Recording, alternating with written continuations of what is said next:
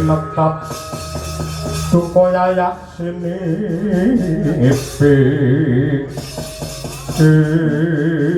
Blangap matong ngecap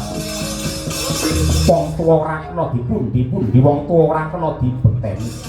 yen pancen sugal kasar sing dadi rembugmu kaya mengkono wis kaya ora ana bedae Semar diwene urip ketiban Cistri Sulamurti ambyar dadi lebu tibakno kake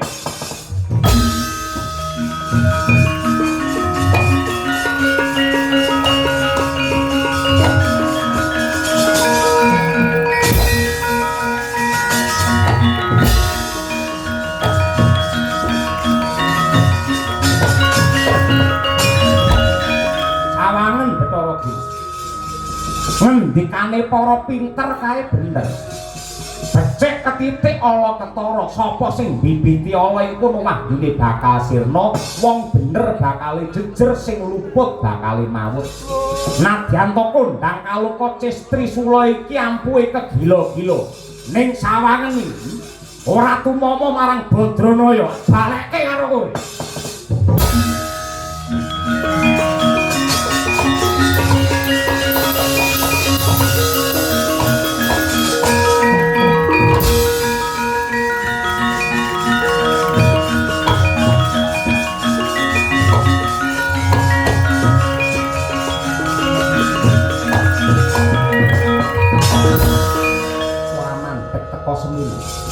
Ripalungguhan iki wis entek kesabarane Bathara Guru Semar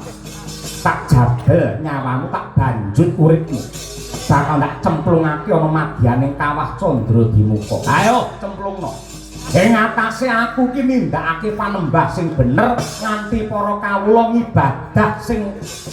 tulus mapan ana ning Gunung Tidar parandene kok anggap kleru malah kajebloske ana ning neraka jahanam aku tak takon karo kowe kowe mesti diobong rasamu diracun batinmu karo Betari Durga aku Ripalungguhan iki tak takon karo kowe kowe jane dewane kautaman apa dewane buta